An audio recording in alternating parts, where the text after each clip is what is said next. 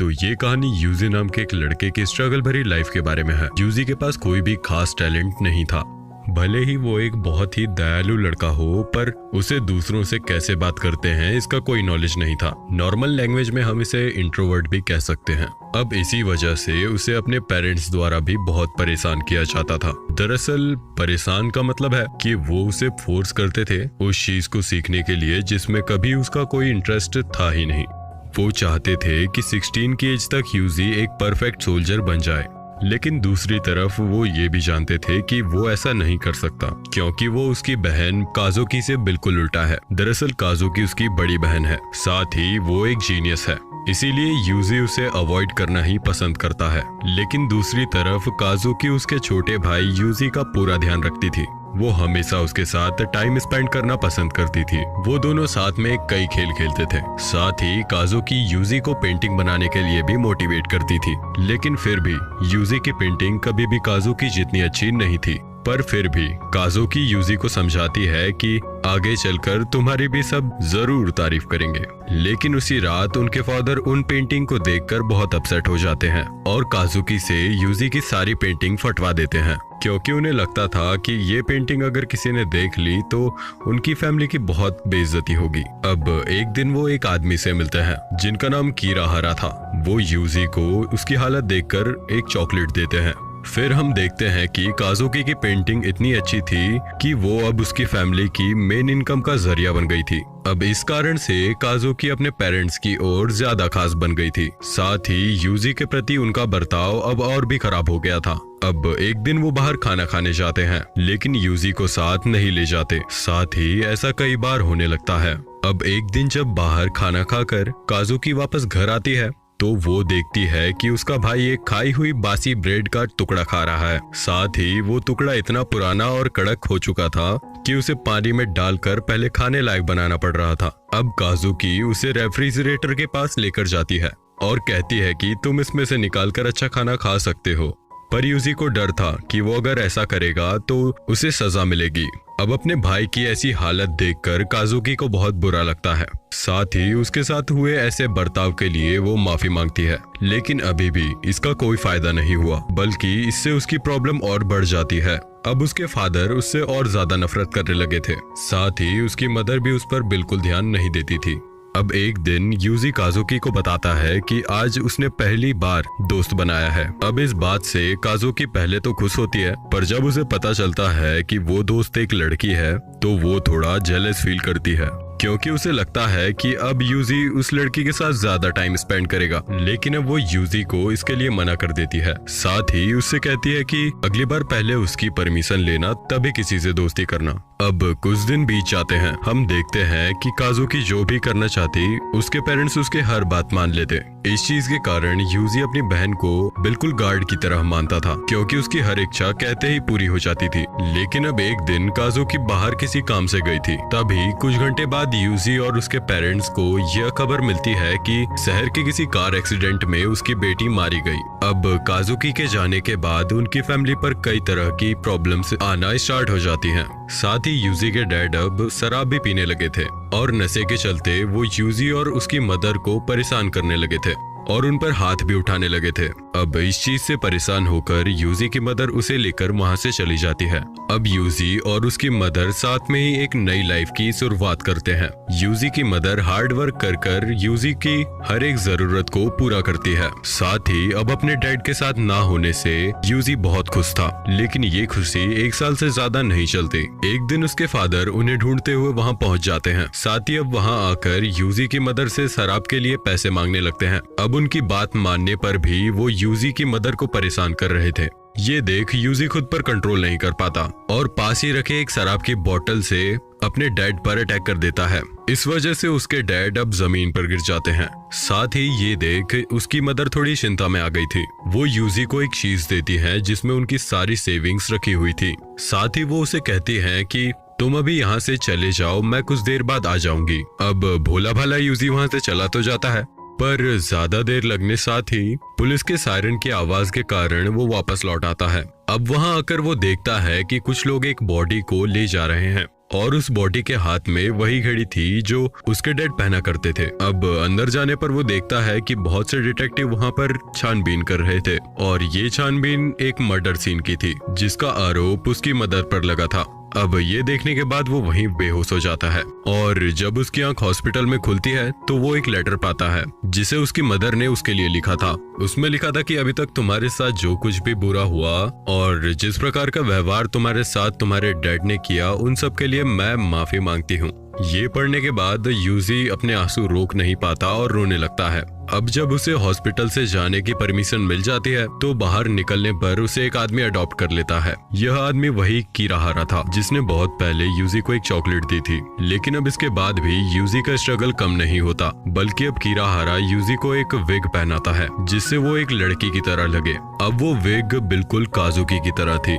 पर अब एक दिन एक आदमी उसे गलत तरह से छूने की कोशिश करता है, लेकिन यूजी उस आदमी को ही जान से मार देता है। अब जब ये बात कीराहारा को पता चलती है तो वो यूजी से बहुत इम्प्रेस होता है। साथ ही अब वो यूजी की काबिलियत को समझते हुए उसे अपने ट्रेनिंग कैंप पर ले जाता है। वो यूजी को अपना टूल बनाना चाहता है। साथ ही यूजी भी उसके लिए तैयार था, क्योंकि यूजी का मानना था कि कीराहारा ने उसे अडॉप्ट कर उस पर जो एहसान किया है उसका बदला वो इसी चीज से चुका सकता है। तो अब ट्रेनिंग कैंप के अंदर उसकी कई तरह की एबिलिटीज बाहर निखर कर आती है। अब इस वजह से वहाँ रहने वाले बाकी स्टूडेंट उसे पसंद नहीं करते और उसे बुली करना चालू कर देते हैं। लेकिन अब उन सब में एक लड़की भी थी जिसका नाम मर्लिन था। वो लड़की यूजी के घावों पर दवाई लगाती है, साथ ही उसे खाने के लिए अपना खाना भी देती है। अब इन सब चीजों से यूजी को ये यकीन हो गया था कि शायद ये वर्ल्ड इतना भी बुरा नहीं है जितना इसे देखा जाता है। अब इस सब के बाद वो टाइम आ जाता है जब उनका फाइनल टेस्ट होना था। इसमें उन्हें अपने सामने वाले ओपोनेंट को या तो खत्म करना था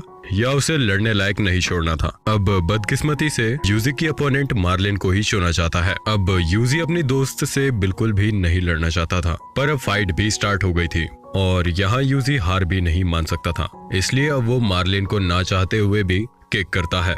उस किक की वजह से मार्लिन दर्द के साथ जोर से चिल्लाती है, जिसको सुनकर अब यूजी के सामने उसकी मदर आने लगती है। साथ ही वो ऐसा महसूस कर रहा था कि वो पूरी तरह अपने डैड के जैसा बनते जा रहा है। अब ये बात मन में आते ही यूजी अपना होश खो देता है। अब इसी चीज का फायदा उठाते हुए मार्लिन उस पर अटैक कर देती है, जिससे वो जमीन पर गिर जाता है। साथ ही अब मार्लिन उसे हंसते हुए पंच मारने लगती है और लास्ट में एक किक मारकर इस लड़ाई को एंड करती है। अब लड़ाई के लिए वो यूजी से इस सब के लिए माफी मांगती है। साथ ही वो रो भी रही थी, पर यूजी को उसकी बातें उसकी मदर की बातों की तरह लगती हैं। इस कारण उसे ये सब बिल्कुल पसंद नहीं आता, क्योंकि इस तरह वो खुद को हेल्पलेस और वीक ही महसूस कर रहा था। अब ये लास्ट बार था जब यूजी और मार्लिन एक दूसरे से मिलते हैं, क्योंकि अपने पहले ही मिशन में मार्लिन मारी जाती है।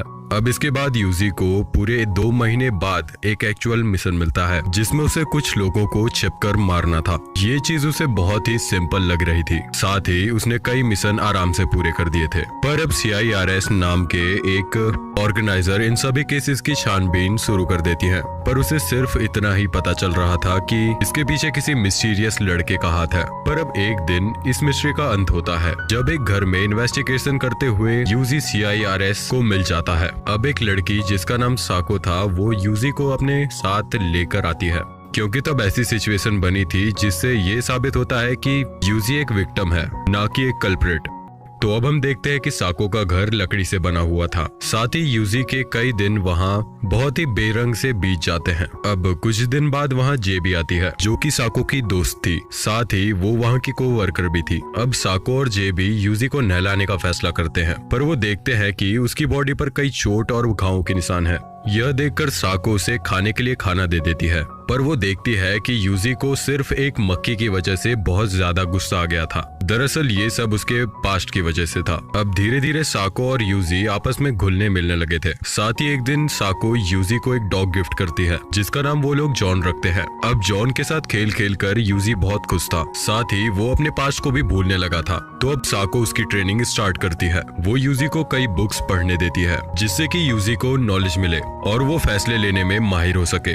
अब इस दौरान यूजी को पता चलता है कि साको CIRS के लिए काम करती है। दरअसल ये एक Japanese American anti terrorism organisation है। अब अगले दिन साको यूजी को शूट करने की प्रैक्टिस कराती है। साथ ही वो उसे प्रॉमिस करती है कि अगर वो सही निशाना लगाएगा तो उसे इसके बाद गिफ्ट भी मिलेगा। अब किस्मत से सही निशाना लग भी जाता है। तो अब जब यूजी वापस जंगल से घर आता है तो वो देखता है कि टेबल पर उसके गिफ्ट के तौर पर एक बॉक्स रखा है जिसके अंदर एक गन थी। अब इससे वो बहुत ज्यादा ही एक्साइटेड हो जाता है, पर जब वो उसे एक हिरण को मारने वाला था तब उसे अपना पास्ट याद आने लगता है, जिस वजह से वो उसे नहीं मार पाता। साथ ही साको भी मान लेती है कि अभी ये छोटा बच्चा ही है। पर अगले दिन जब यूजी घर आता है तो उसे जॉन के भौंकने की आवाज सुनाई देती है। अब पहले तो उसे लगता है कि शायद साको जॉन के साथ खेल रही होगी, पर ऐसा नहीं था। जब वो वहाँ जाता है तो देखता है कि वहाँ एक बहुत ही बड़ा भालू था जिसने सामने की दीवार तोड़ दी थी। अब यूजी अपनी नई गन उठाता है और सीधे उस भालू की तरफ तान देता है, पर अब उसके मुंह में जॉन दिखता है जो कि मर चुका था। ये देख यूजी घुटने के बल गिर जाता है। साथ ही वो भालू भी वहाँ से जाने लगता है, पर अब यूजी खड़ा होता है और उस भालू का पीछा करता है। वो जॉन को वापस लाना चाहता था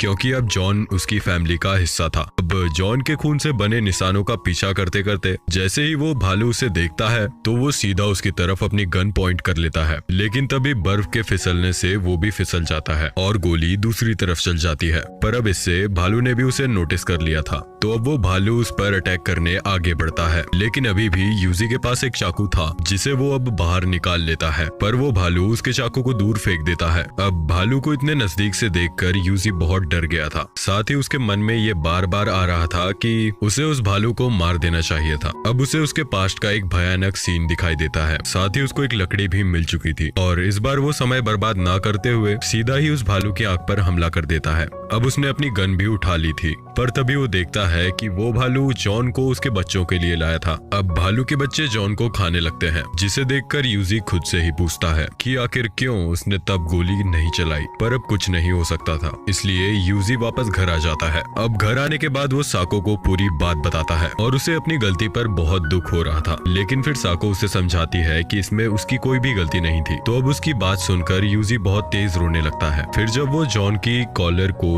उसकी ग्रेव पर रख रहे थे तभी उसी वक्त यूजी डिसाइड कर लेता है कि बस अब वो और इस तरह कवर्ड बनकर नहीं जिएगा। यह सब बात वो साको को भी बताता है। साथ ही वो उससे कहता है कि वो साको की ही तरह स्ट्रॉन्ग बनना चाहता है, जिससे कि हर वो शख्स जिसे वो पसंद करता है उसे बचा सके।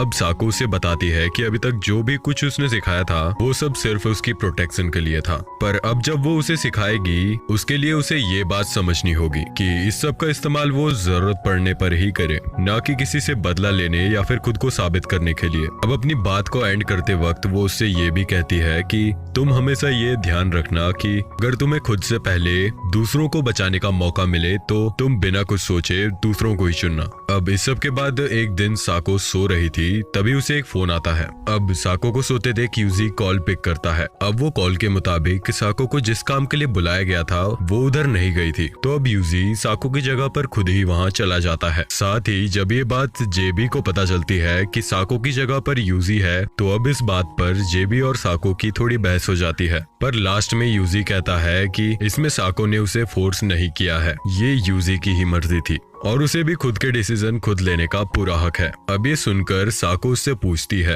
कि क्या उसे इस काम का लाइसेंस चाहिए, तो इस पर यूजी तुरंत ही हाँ कर देता है। इसके बाद उसे अमेरिका भेजा जाता है एक खास ट्रेनिंग एकेडमी के लिए। अब एकेडमी में वो एक लड़के से मिलता है जिसका नाम ड्रेनी था। अब किस्मत से कुछ ही टाइम में वो एक दूसरे के बेस्ट फ्रेंड बन जाते हैं। अब इसके बाद वो वहाँ एक लड़की से भी मिलता है जिसका नाम एग्नेस था और वो उनकी ट्रेनिंग की इंचार्ज थी। वैसे तो वो बहुत स्ट्रिक्ट थी, पर जब उसे पता चलता है कि यूजी साको का स्टूडेंट है तो अब यूजी को उसकी तरफ से स्पेशल ट्रीटमेंट मिलता है। लेकिन अब ट्रेनिंग के दिन उसका एक भी निशाना टारगेट पर नहीं लगता। पर जब इस बारे में अपर लेवल के ऑफिसर से उसकी बात चल रही थी, एग्नेस ये कहकर यूजी को बचाती है कि यूजी के पास एक खास तरह का मार्कमैनशिप टैलेंट है। तो अब उसे एक कॉम्बैट मिशन के लिए चुना जाता है जहां उसके साथ ड्रेनी, मिली और रॉबर्ट तीनों थे। अब चलते हुए ड्रेनी को एक बड़ी सी बर्ड दिखती है जो कि उनके खाने के लिए अच्छी थी, तो अब यूजी को ही उसे मारना था। अब वैसे तो यूजी आराम से उसे मार देता है, पर फिर उसे उल्टी आना स्टार्ट हो जाती है। साथ ही उसे ऐसा लगता था कि अब वो ऐसे ही किसी को मार सकता है, पर वो बिल्कुल गलत था। तो अब एक रात को जब वो सभी रेस्ट कर रहे थे तभी यूजी को पता लगता है कि एनिमीज उनके तरफ ही बढ़ रहे हैं। तो अब वो सब छुपकर अटैक करने का ट्राई करते हैं। अब एनिमीज के सामने आने पर अब उसे उन पर गोली चलानी थी। तो अब यूजी आंखें बंद कर ये रियलाइज करता है कि इस फाइट में वो कोई भी बेवकूफी नहीं कर सकता, क्योंकि उसके सभी साथी उस पर ही निर्भर हैं। तो अब वो ये सोचता है कि सामने वाले इंसान नहीं, बहुत ही बुरे लोग हैं। तो अब वो आंखें खोलता है और एक के बाद एक सभी एनिमीज को मारते चाहता है, क्योंकि वो नहीं चाहता था कि अब कोई भी और उसे छोड़कर जाए। तो अब वो उसी रात डिसाइड कर लेता है कि जो कोई भी उससे उसकी किसी भी प्रीशियस चीज को लेने की कोशिश करेगा वो उसका दुश्मन होगा। अब ये मिशन करीब 2 महीने चला। अब इसके बाद जब वो वापस आते हैं तो वो देखते हैं कि साको उसका स्वागत करने के लिए खड़ी है। अब ये पहली बार था जब उसे खुद के अलाइव होने की खुशी हो रही है, पर अब वो कंफ्यूज था कि अब वो अपनी लाइफ के साथ आगे क्या करे। लेकिन फिर वो उससे कहता है कि वो अपनी पूरी लाइफ अब उसके लिए ही जिएगा। लेकिन जब वो वापस जापान आता है तो उसे पता चलता है कि साको अभी अपनी आखिरी सांसें ले रही हैं। अब जेबी यूजी को साको की बीमारी के बारे में बताती है, जिसे जानकर यूजी साको के पास जाता है और देखता है कि वो बेड पर पड़ी हुई है। अब यूजी उसका हाथ पकड़कर पूछता है कि क्या तुम मरने वाली हो? तो अब साको देखती है कि यूजी के आंखों में आंसू थे। इसके बाद यूजी वहीं रोने लगता है। तो अब साको उससे कहती है कि लड़के इतनी आसानी से नहीं रोया करते। तो अब यूजी उसकी तरफ देखता है और कहता है कि उसी की वजह से आज यूजी को उसकी लाइफ का सही पर्पस मिला है। पर अब वो भी ये बात समझ चुका था कि वो फिर से अपने किसी खास को खोने वाला है और इसमें वो इस बार भी कुछ नहीं कर पाएगा। तो अब वो साको से पूछता है कि उसके जाने के बाद वो आखिर करेगा क्या। और फिर जब जेबी से उसे पता चलता है कि साको के पास अब और टाइम नहीं है और शायद वो इस रात भी सरवाइव नहीं कर पाएगी, तो ये जानकर अब यूजी साको के पास बैठने का फैसला करता है। साथ ही वो उससे भी स्टार्स के बारे में बात कर रहा था। अब साको हल्का सा हंसते हुए कहती है कि वो अब बहुत थक चुकी है, इसलिए अब वो रेस्ट करना चाहती है। तो अब वो एक दूसरे को गुड नाइट बोलते हैं और इसके बाद साको कभी अपनी आंखें नहीं खोलती। इसके बाद अब यूजी हमेशा अकेले रहने लगा था। साथ ही उसके दिमाग में भी यही घूमते रहता था कि आखिर ये हर कोई मरने के बाद जाता कहाँ है। लेकिन तभी उसे साको की वो बात याद आती है जब साको ने यूजी से कहा था कि वो तब तक नहीं मर सकता जब तक वो कम से कम 5 लोगों की जान ना बचा ले। तो अब इसके लिए उसे किसी भी कीमत पर जिंदा रहना था। साथ ही उसके मन में फालतू बातें ना आए, इसलिए अब वो जेबी के घर रहने का डिसाइड करता है। मगर अब जेबी के घर रहते हुए उसे एक दिन साको की एक एडवाइस याद आती है, जिसमें साको ने उससे कहा था कि उसे वो चीज ढूंढनी चाहिए जिसमें उसे मजा आता हो। तो अब इसके लिए वो एक ट्रिप पर जाता है। मगर अब ट्रिप के दौरान वो डिसाइड करता है कि उसे भी अपनी जिंदगी को मजे से जीना चाहिए। इसलिए जब वो वापस अपने घर पहुंचता है तो साको की ग्रेव पर जाता है, जहाँ वो उससे कहता है कि मैं एक नॉर्मल लाइफ के लिए एक ऑर्डिनरी स्कूल में एडमिशन ले रहा हूँ। इसके बाद हम उसी स्कूल के सामने आ जाते हैं। इस स्कूल का नाम मिहामा एकेडमी है। साथ ही यूजी की क्लास में उसे मिलाकर सिर्फ 6 स्टूडेंट्स हैं। अब सबसे पहले वो साची से मिलता है। साची उसकी क्लास की मॉनिटर है, पर वो ज्यादातर मेड की ड्रेस में ही रहती है। साथ ही वो चाहती है कि सभी उसे अच्छा समझे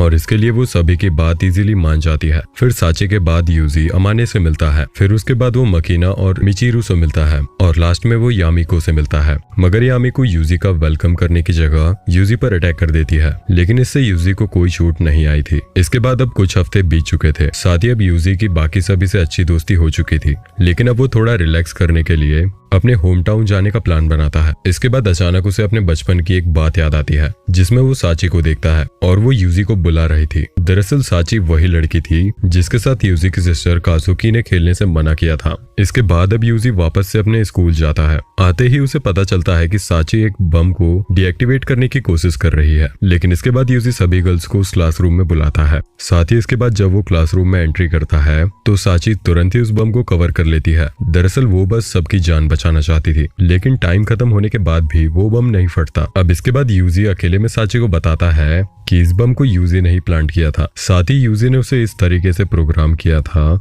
कि टाइम पूरा होने के बाद वो अपने आप ही रुक जाए। इसके बाद अब यूजी साची को बताता है कि उसे बहुत टाइम पहले ही पता चल चुका है कि साची वो ही गर्ल है जिसके साथ वो बचपन में खेला करता था। साथ ही वो बताता है कि वो साची के होम टाउन भी गया था, जहाँ उसे साची के अंकल मिले। उन्होंने उसे बताया कि साची के पेरेंट्स उसके चाइल्डहुड में ही एक एक्सीडेंट के चलते इस दुनिया को अलविदा कह चुके हैं। इसके बाद अब साची भी यूजी को बाकी सारी बात बताती है वो कहती है कि यूजी ने पार्क में आना जब बंद कर दिया था तब वो बहुत ही अकेली पड़ गई थी और तो और उसके पेरेंट्स के पास भी उसके लिए बिल्कुल टाइम नहीं था क्योंकि वो ज्यादातर अपने काम में ही बिजी रहते थे। अब जिस दिन साची का 10वां जन्मदिन था वो उसी दिन अपना घर छोड़कर भाग गई थी क्योंकि वो बहुत ज्यादा अकेला फील कर रही थी। पर जब उसके पेरेंट्स उसे ढूंढते हुए उसके पास आते हैं उसी वक्त उनका एक्सीडेंट हो जाता है। अब ये सब चीज साची के सामने ही हुई थी, इसलिए इस सब का जिम्मेदार वो खुद को मानने लगी थी क्योंकि उसने अपने पेरेंट्स की सिचुएशन ना समझते हुए बस अपने बारे में सोचा। तो अब इसलिए वो सभी का काम कर देती है और कोशिश करती है कि वो सभी के लिए एक अच्छी दोस्त बन सके। लेकिन यूजी उसे समझाता है इसमें तुम्हारी कोई गलती नहीं है, साथ ही कभी कभार सेल्फिश होना भी बुरा नहीं होता।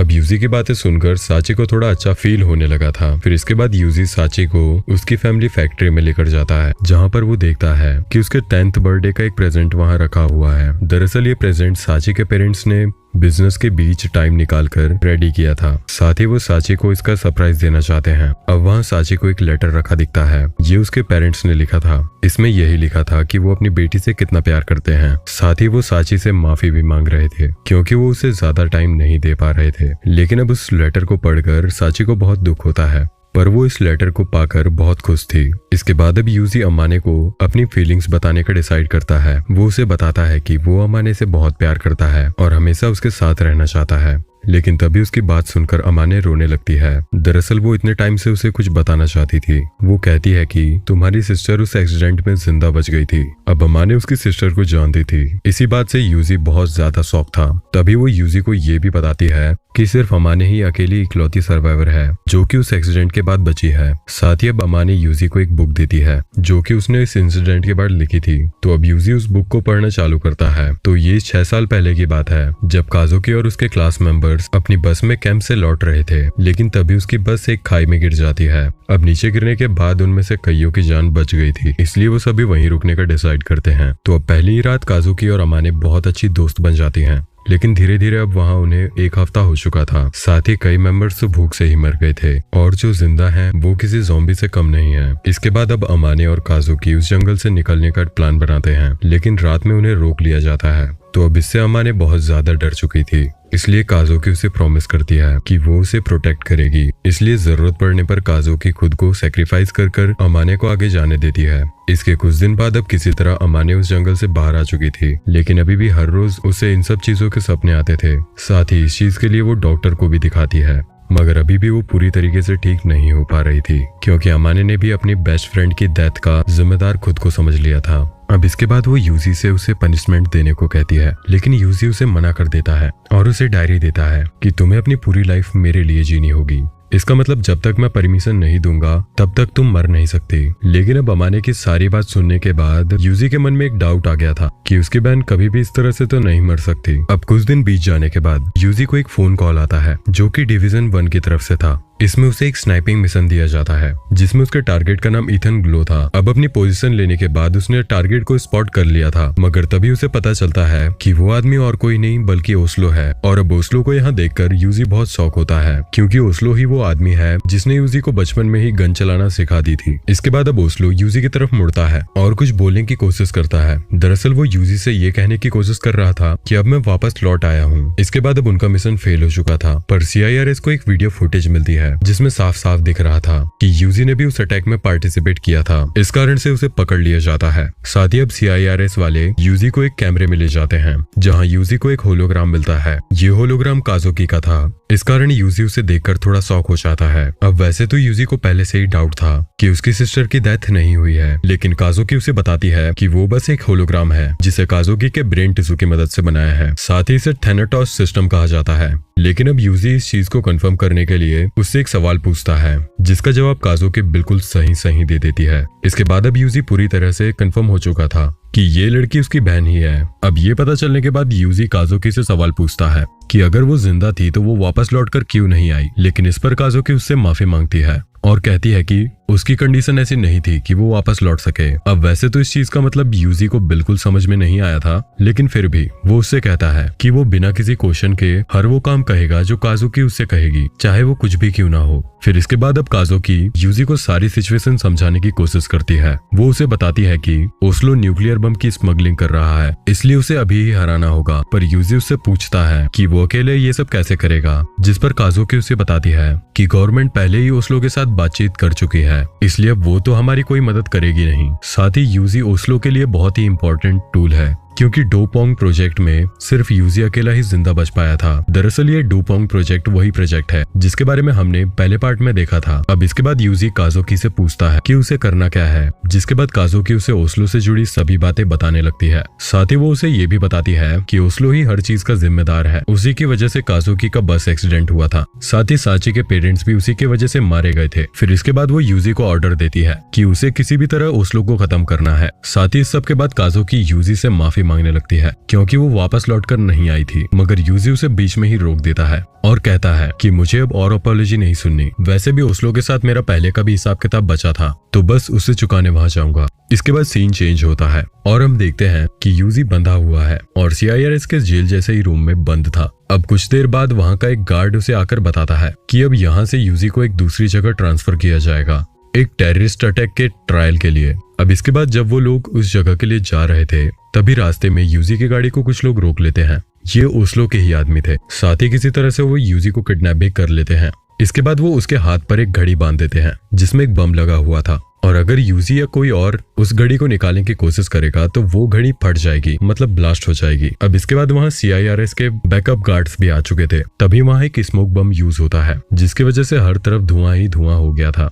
इस धुएं में सांस लेना भी मुश्किल हो रहा था। तभी यूजी सामने देखता है कि साची उसे बचाने आई है। अब इससे यूजी थोड़ा रिलैक्स हो गया था, क्योंकि उसे यकीन हो गया था कि इस दुनिया में उसे बचाने के लिए कोई तो है। इसके बाद अब सांची उस घड़ी को काटने का सोचती है, लेकिन यूजी उसे ऐसा करने से मना कर देता है। साथ ही वो उसे ये भी बताता है कि ये एक बम है। तभी अब वहाँ अमाने और मिचिरू भी आ गए थे और वो चारों वहाँ एक मिनी ट्रक में बैठकर वहाँ से भागते हैं, मगर अभी भी दुश्मन उनका पीछा कर रहे थे। इस कारण उन्हें गाड़ी बहुत तेज चलानी पड़ रही थी। इस कारण एक बार तो मिचिरू गाड़ी से गिरते गिरते बची। फिर हम देखते हैं कि वहाँ हेलीकॉप्टर भी आ गया था, जो कि यूजी के ट्रक के ऊपर एक्सप्लोजिव्स का यूज कर रहा था। लेकिन वो तीनों यूजी को बचाने के लिए उसे कवर कर लेते हैं, मगर इस बीच यूजी बेहोश हो गया था। तो अब जब उसकी आंखें खुलती हैं तो उसे सामने जस्टिन दिखता है। उसे यहाँ देखकर यूजी को अपने आर्मी के दिन याद आ जाते हैं। तभी उस कमरे में एक गर्ल आती है जिसका नाम जोही ग्राहम था और वो US सेंट्रल एजेंसी का हिस्सा थी। लेकिन अब यूजी उसे पहचान नहीं पा रहा था, इसलिए अब जोई उसे खुद बताती है कि वो पाउल ग्राहम की बेटी है। पाउल उन्हीं में से एक है जिन्हें यूजी ने मारा था जब वो ओस्लो के लिए काम करता था।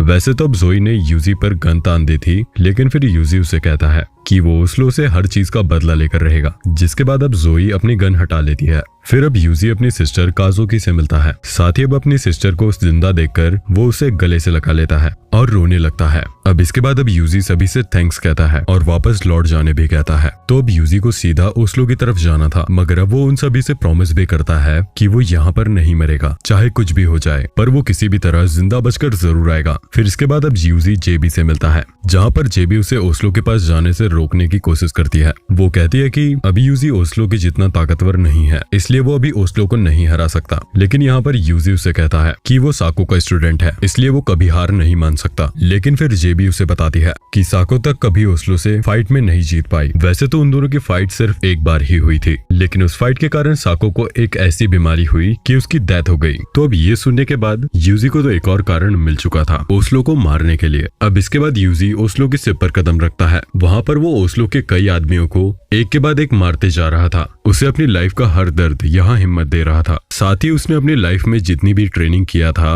उसे सब आज यहाँ काम आ रही थी। अब तभी एक गार्ड के कम्युनिकेशन डिवाइस से उसे ओस्लो की आवाज सुनाई देती है। अब यूजी ओस्लो से कहता है कि अब वो सीधा तुम्हारे पास मिलने ही आ रहा है। लेकिन अब जब वो बाहर निकलता है तो वो डूपोंग से मिलता है। दरअसल डूपोंग एक ह्यूमन रिप्लिकेंट है, साथ ही उसे यूजी के ही जीन से बनाया गया है। इसके बाद डूपोंग यूजी को 1-on-1 फाइट के लिए चैलेंज करता है। साथ ही वो यूजी को स्ट्रेंथ बूस्टर भी देता है और इस फाइट को बिल्कुल सीरियसली लेने को कहता है। लेकिन अब यूजी उसके स्ट्रेंथ बूस्टर को वापस कर देता है। दरअसल ये बूस्टर एक तरह के ड्रग्स होते हैं जो कि किसी को भी कुछ समय के लिए इतना ताकतवर बना सकता है जितना ताकतवर बनने में उसे कई साल लग जाएंगे। अब जब फाइट स्टार्ट होती है तो डू पोंग किसी तरह यूजी के गले पर वो बूस्टर इंजेक्ट कर ही देता है। इसके बाद अब डू पोंग अपनी गन से यूजी पर फायर करता है, लेकिन यूजी भी एक गन उठा लेता है और उसके अटैक से बचने लगता है। मगर जब डू पोंग यूजी को बिल्कुल पास से शूट करने वाला था तभी यूजी बहुत स्पीड से उनकी गन फ्लिप कर देता है, जिस वजह से डू पोंग को खुद की चलाई हुई गोली लग जाती है। लेकिन अब जब यूजी उसे मारने वाला था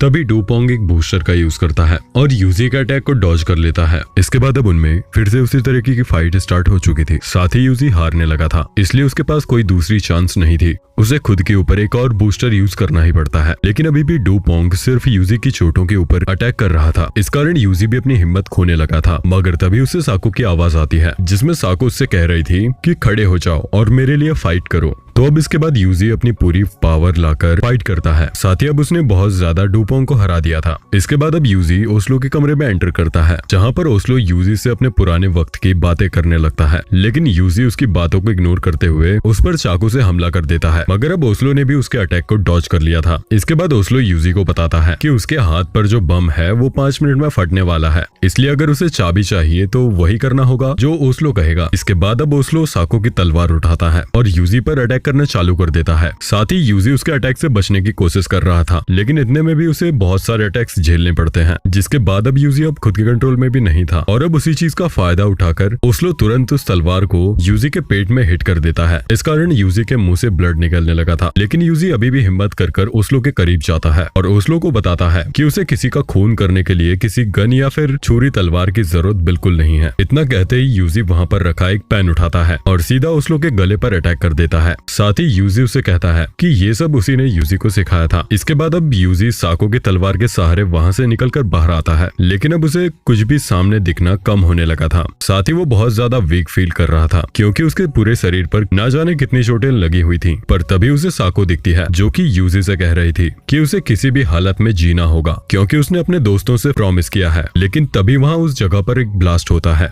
इसके बाद अब 2 साल बाद हम यूजी को देखते हैं, जो कि शांति से एक प्राइवेट आइलैंड पर बहुत खुशी से सभी के साथ रह रहा था। मगर अब ये कहानी इसी के साथ यहीं खत्म हो जाती है। तो ये वीडियो और ये एक्सप्लेनेशन आपको कैसा लगा हमें कमेंट में जरूर बताइए, और अगर अच्छा लगा तो लाइक जरूर कीजिए और इस चैनल को सब्सक्राइब करके बेल आइकन को दबाना बिल्कुल भी मत भूलना। Bye bye.